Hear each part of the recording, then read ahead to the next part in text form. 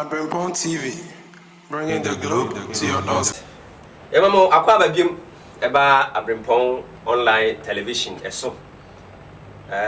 Em dwumadi a ya to din say Christianity Today. Enne Christo som. E wo say woni ya Nyankopon ede nadom adom wo no. Bribia na yeto nsafre wo mo. Na omba kire yen. Ba bia yemfa ene de yenye.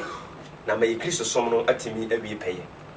Enne nso so akasefo mienu aba me nkyɛn me ne omu eba bedi enne me topic a adofo de adan yɛn sɛ yɛmoa na omunya ntiase ewu mu no me nsa ebonkum yi me wɔ Reverend Charles Apia oda Holy Power Chapel International asori ano ono ene ye general overseer founder on the Dubai nyame nam ne so e de sasori na ba ena me wo Prophet Richmond Frimpong Christ Palace Chapel International ono so eye general overseer so obekaya na wotwetwa mu no me do mo bai mpanyimfo yi omo bai but omo ne different panels eye de e baaye and then so yesan ye nhira because e mo time ne de as a general overseer de nyi se obenya omo nti ne ya ye nhira pa se ye no omo adi ahia yo adofo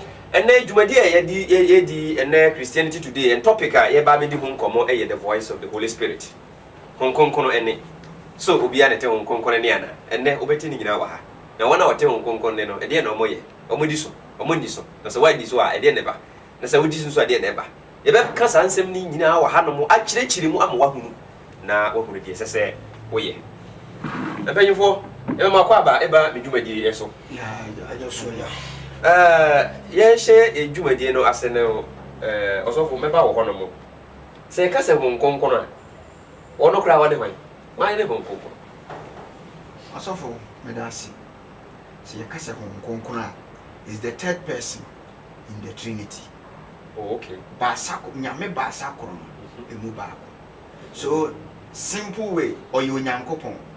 Okay. Na se wo ka ni say ya confuse nipa bebre because we so beti enchiremu na se a e dependi gidi a wo we are singing na madisu ya mehunu se wo gidi maako 4002 osom ahodo gidi 4002 enti se Chris na ni bi tie mi a onte explanation of Holy Spirit na se but Christo ni ti ase simple. Okay.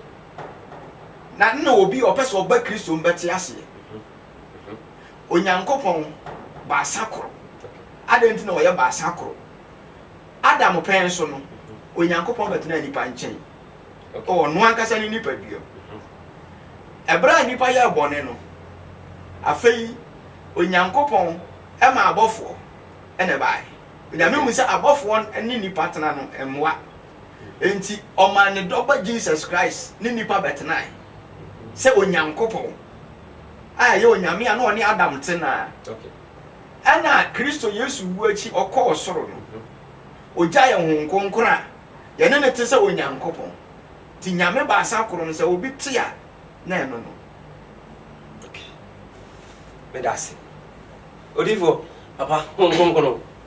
Oye man. Oye nipa. Yo. Papa medasi. Na mechia Abrimpong TV ahwefo nyina. Say kasa honkonkono nye nipa. Oh, okay. Na mu honkonkono no sadia na osofo kan. Okay. Nyame ba sakro. The third God. And I say nyame a otoso miensa. Wo nyame the Trinity no. So what you say? Honkonkono nyame na otoso miensa. Ye hwade. Erade by to say also Penny Melchizedek brim. Ba ni pam. Betra ni panchen. Ni panante. Ni pa kasai. So what you say? No ni pa kasa mouth to mouth. Okay. Oni Moses kasai mouth to mouth. Oni adifo bebre kasai. So what you say? Ena okoye. Ana osansane ba se oba. Okay. Oni ni Yesu Kristo. Bana nipa be nante be fa akwate bia to ne ho so.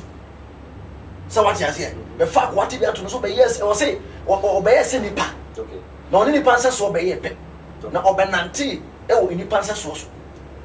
na no na adwuma wie pɛ ya ɔkɔ no ɔhyɛ yɛn bɔ sɛ ɔhyɛ kristofo bɔ ɛnyɛ nipa nyina ɔhyɛ kristofo bɔ ɔno ɔgye ne din di yɛ no dodo ɔgye wɔn di ɔmo ɔtumi sɛ ɔgye ne ma no ana ɔhyɛ wɔn bɔ sɛ mekɔ na menya mo nyanka na mo mɛsoma no kora honhom no ama na ba bɛtena mo mu this time deɛ honhom no ɔmɛgyina nkyɛn honhom no ne ɛmɛ nante na mu ɔbɛtena yɛ mu ankasa sɛ wate aseɛ nti saa honhom no a ɛba bɛtena yɛ mu no ɛno no da holy spirit ana honhom kronkron no a yɛka na asɛm sisi nti sɛ yɛka honhom kronkron a ɛyɛ honhom a yesu ɛkɔ no ɔhyɛ yɛn bɔ no ɔsoma no ma ne bɛtena a ɔna ɔgye ne din ne di yɛ no emu wow nyame nhyira also maybe wɔ hɔ no for next question John chapter 20 verse 22 no was a brɛ yesu no ɔmo kasa wie no ɔka kyerɛ wɔn sɛ no ɔhu mframa yɛ de ebuom no ɔka kyerɛ wɔn sɛ mongye Honhom Kronkron obi a ne gye Honhom Kronkron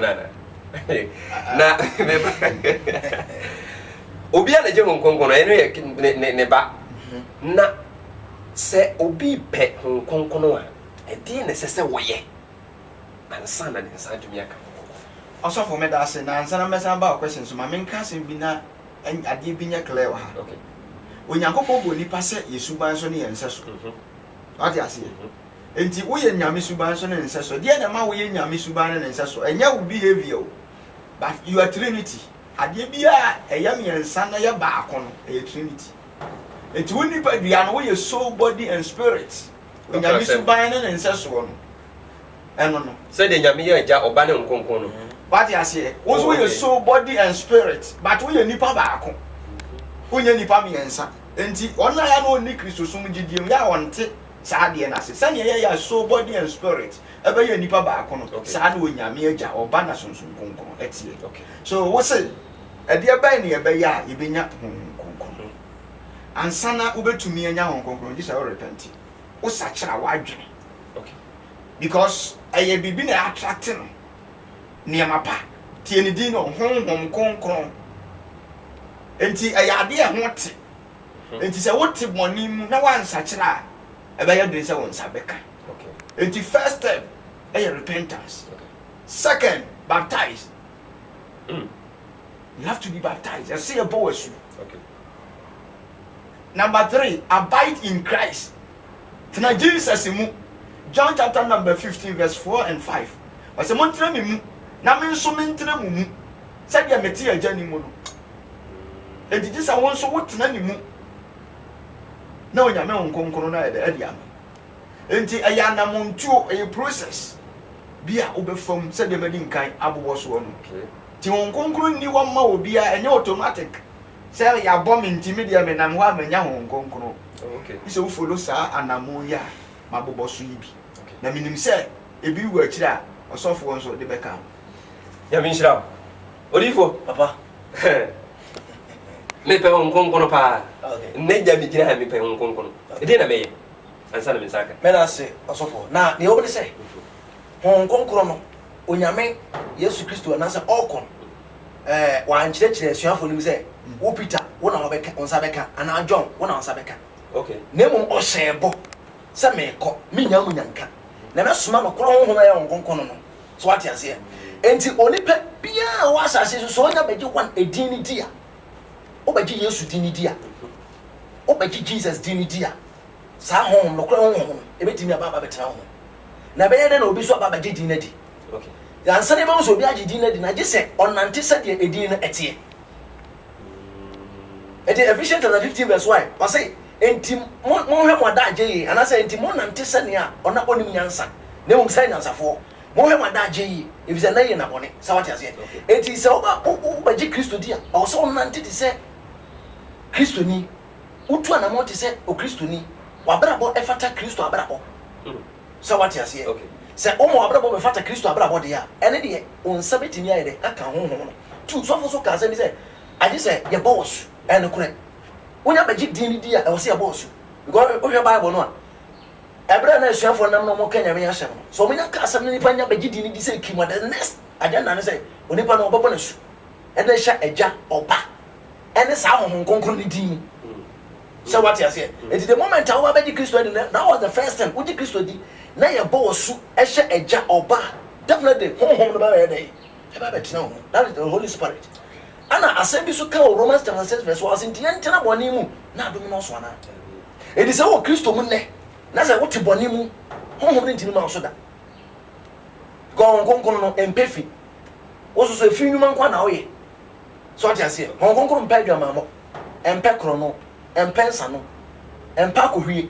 So ati ase. Wo so anum na wo te. Edi sɛ wo betime nya sa honhom no a, ati sɛ sa ne mani nyina wa ye den. Wo firi. Ansa na honhom no tinya ba betina wo. Okay. Also for me that's it. Ahano mo aye hye, aye hot e wa ha. Ha ye Abrempong online television so. And the discussion no the voice of the Holy Spirit. Also for my member of Honomo. Ya chere won konkon no. Kwan ye be fa so a obetimi aba ya brabo. Na se oba because ye wo ensenkyerene bebre. Ansa na onyame be fa Elijah ede na kono. Enema bebre na Ewrade ye. Ansa ensenkyerene bebre sisi. Okay. Enti se konkon ne ba onipa brabo mu a ensenkyerene bɛn ene dadi a ye ne nnwuma ni bi eme yehu sɛ adwuma we die nkonkron adwuma we die nkonkron adwuma nkonkron aba obi so a yen hwɛ asɛm bi Mark chapter number 15. Okay. Or Mark chapter 16 verse 15 and 16. Or say monko wiase nyina nkɔ ka asɛmpa nkyerɛ abɔde obɛdi ade momo nasu ɛnhyɛ agya ɔba ne sunsun nkonkron dim na nsɛnkyerɛni ebedi n'akyi medini mu enti sɛ nkonkron ne ba wo so a wo start sɛ wo ka asɛmpa. Okay. Asempa Acts chapter 2 was a montana kopesa honhom ne beba mo na sɛ honhom ne ba mo so a mo benya ahoɔden de aka masampa. So a sign I di kan ya be mo hu sɛ onipa we Holy Spirit afero no obi kasa na on ne kasa nyina yɛ ɔko emfa so ndue ma nkonkron dadi afei nkonkron na kasa no de dwumadie ne bi sɛ ɔyɛ yaresafo. Okay. Enti so manifest e wo nipa bi mu afei nipa start say obeye greater things nsenkyerene ayaresa. What you say? Okay. Enti honkonkron dwumadie bi ni say oye comforter ɔrekyekyefoɔ honkonkron yɛ ntamgyinafo. According to Romans chapter 8 verse 26 was a honhom na de openi a eni kabiat ne tene yɛ mpa ibɔ kɔ agya Nyankopɔn ani. Enti there was a time na make us obi ani mu mpa yɛ bɔ asase bi so. Because honhom na tene yɛ mpa ibɔ de a ɛne na ho ani mpa yɛ bɔ. So honkonkron dwumadie ba akɔ no. Na yɛnsa ne nso na yɛnsa amra akyi kakra sɛ sɛdeɛ ne yɛkyerɛ baasa koro ne mu no honkonkron deɛ sɛ wonya na ɔtena wo mu but bra Nyankopɔn ba ayɛ no sɛ Melkisedek Nyankopɔn ba Adam nkyɛn no na ɔbɛtena wo nkyɛn. Okay. Jesus ba ɔbɛtena yɛ nkyɛn enti nyonti wɔ sɛ owura tena yɛ nkyɛn kakra wankata tena yɛ mu. So honkonkron bɛtena nipa ne mu a sɛ suban ya America ɔda na di ɔkyekyere nipa wore afei encouragement ɔhyɛ nkuran.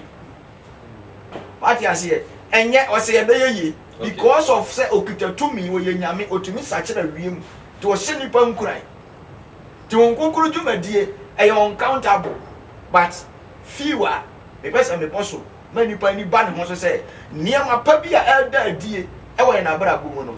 You know, conclude Barbara and a son, you might be to me a daddy. So I want to show to Musa, Nipa bread. Okay. Metiano may be able to pay about them. This I said yet at the other than the course. Obi wo hono ma man no kwa ma nkonkran control no. Okay. What you say? Wa man no kwa ma nkonkran betena ni mu.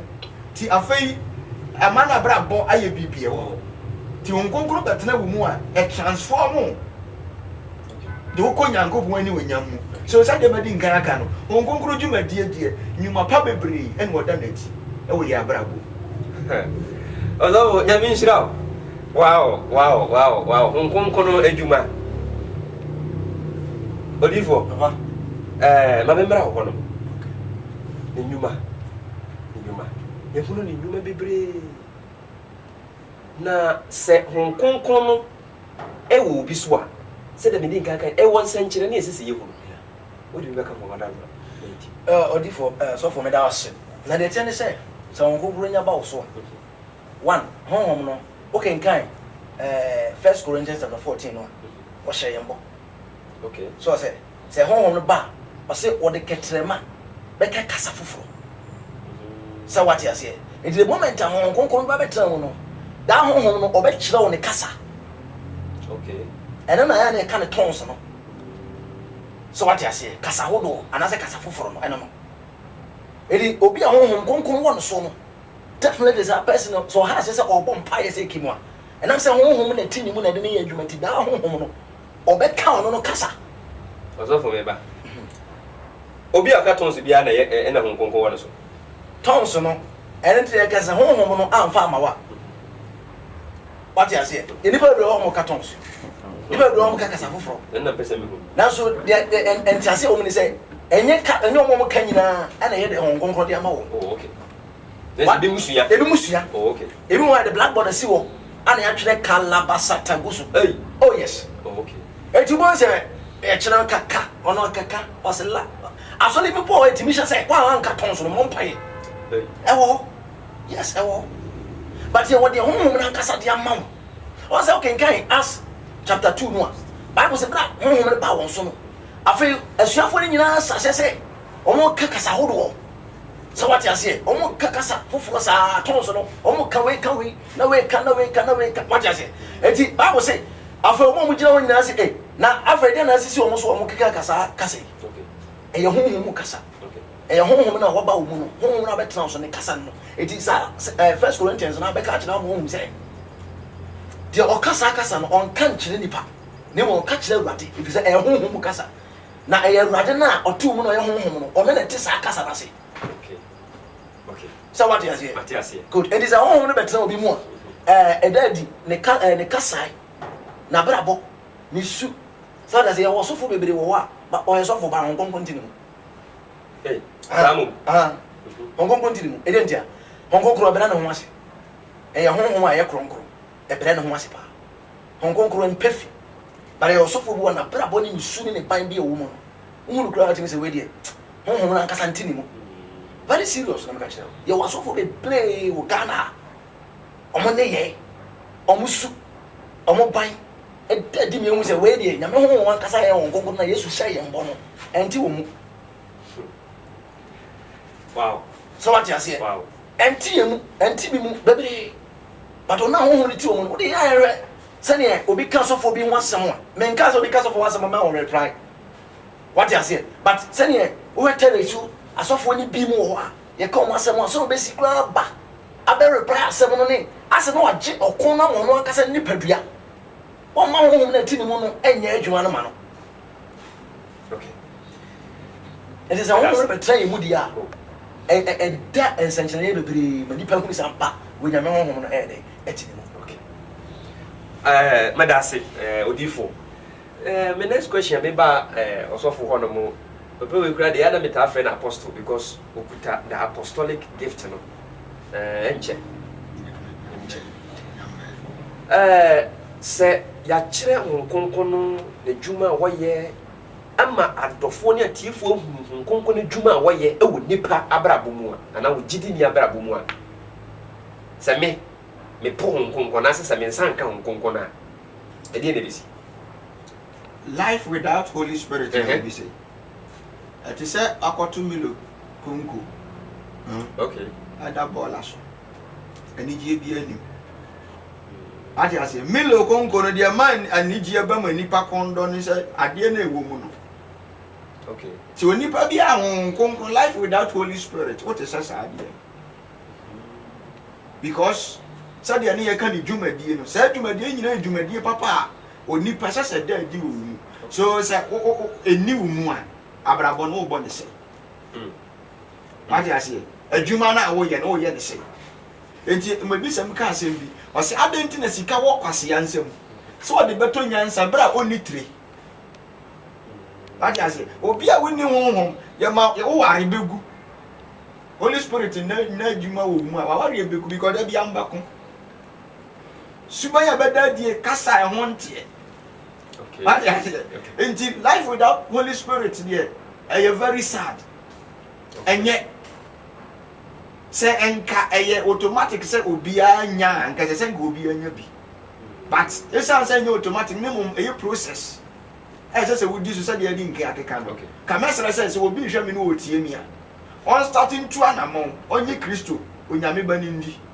onye Kristo onyankopon ni ndi na on sachira na adwene o me yemo na su on tena Kristo na onye nyankopon bo hye ni what you say because asomafo no enya Holy Spirit na mo ji bo hye di Jesus say mo tena ha ye promise 40 days ansa na eba na nsa nka nyame honkonkron no mfa mo ne bra so we teacher ni we doctor we hia honkonkron what you say minim doctor bi a nipa mu won nsem adentia spirit bi edadi tumi bi dadi wonimu so bibi abekwa wonim ni eko honkonkron say minim say nya de abebi say e ba kora ni emfaso be ne be ye be ba ho enu nti honkonkron ye ade a ese onipa bi abie na komam no ma ne ho kwan Revelation 3:20 wase mi gina pona no mi bom so bi betie mi no abie mi a me shem na me na beto nse didi honkonkro bo nyame ma akomam what you say enu ti ni ye tiem botre ni abrabo nye onipa na tiem o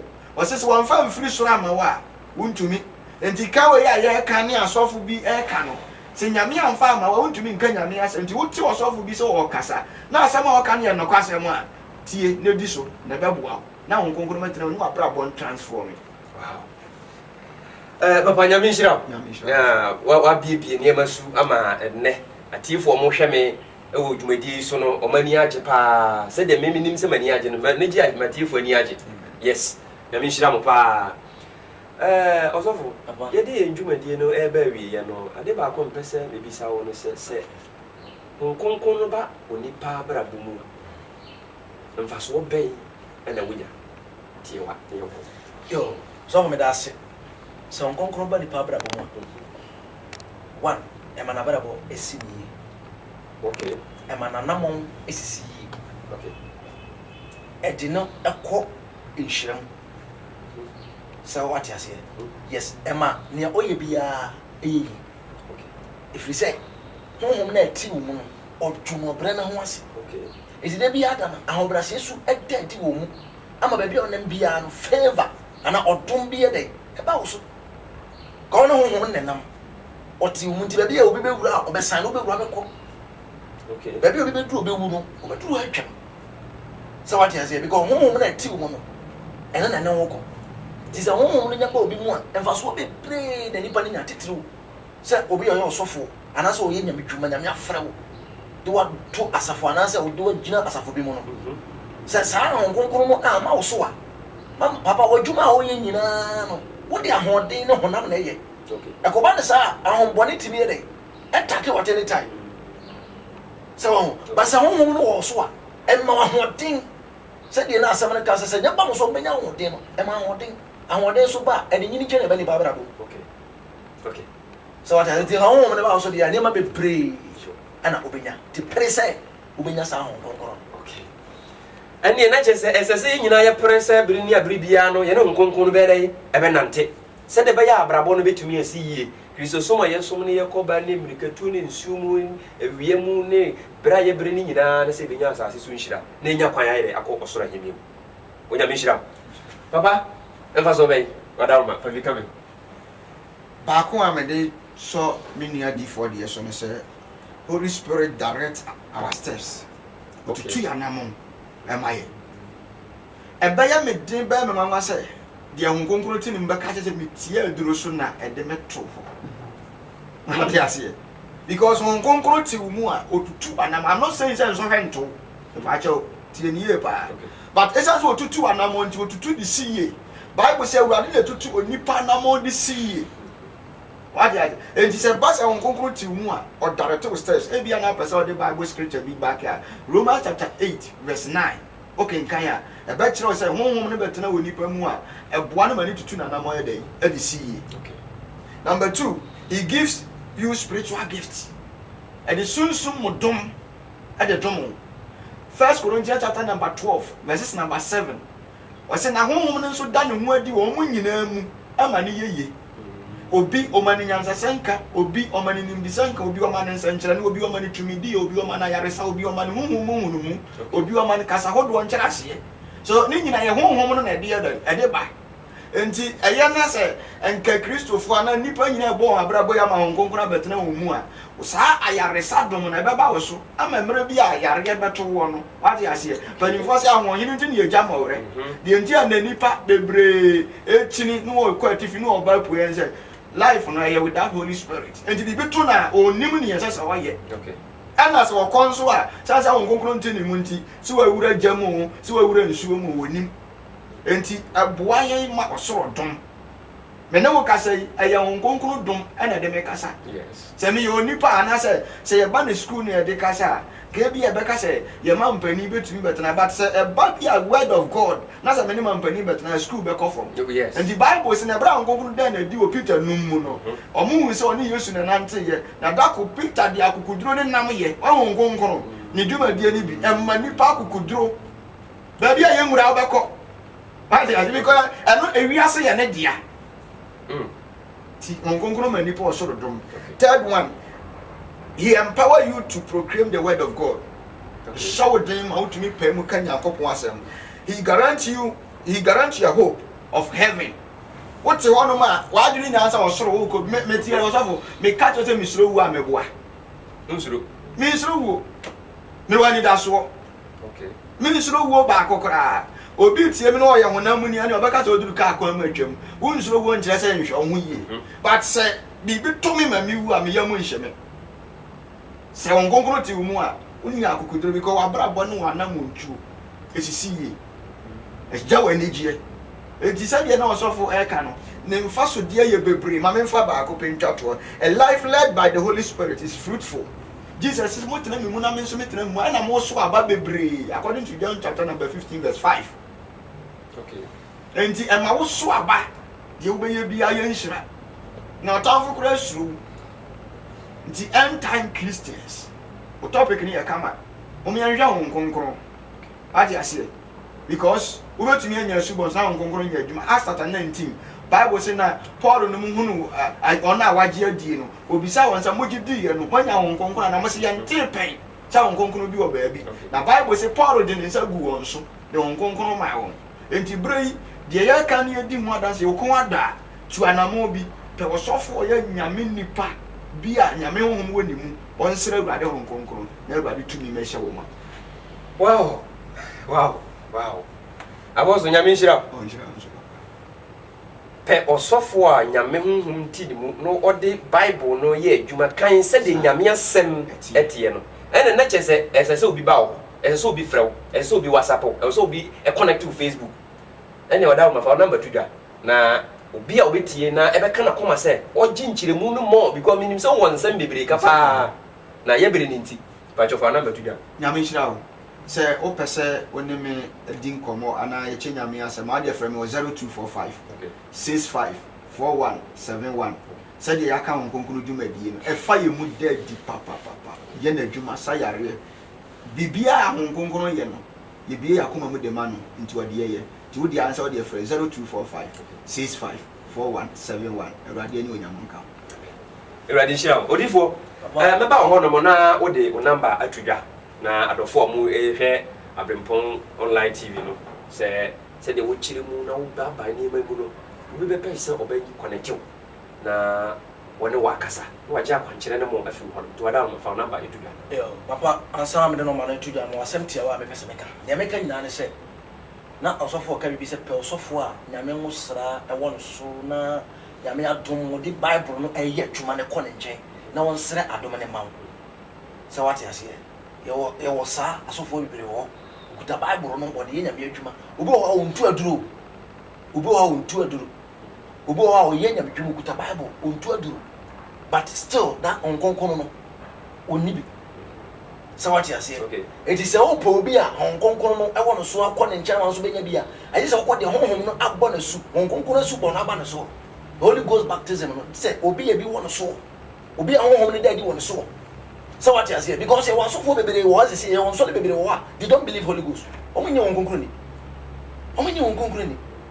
okay so no mo church Bible okay and so mo church Bible omunye honkonkro ni okay what you say and he say obekwa enye say dia Bible no ekuta na o church no kwa ne mom gidi a oje honkonkro so ede edi na honkonkro ni tini mu that's obi adanse bebre say wo bebre wo bebre nti so obi pese ofre ana say oni enya nkanta na ana say oni di nkomo a obi ti ofre number we 0242 okay 799530 okay 0242 799530 that's yo Madam Wase, me mpanyimfo a ene meto nsa frɛ mo na mo jai mo bibia mo ye out of the busy shadows ni nyina no mo abeka me ho na me topic ya dofo de bedan yen na ya dosum abubu mu atwetwa mu na omanya entiase nyame nhira mo bebre wa wo hwɛ yen haye Abrempong online television so na wo hwɛ yi edin ya mejisoa ene Pastor Robert Azure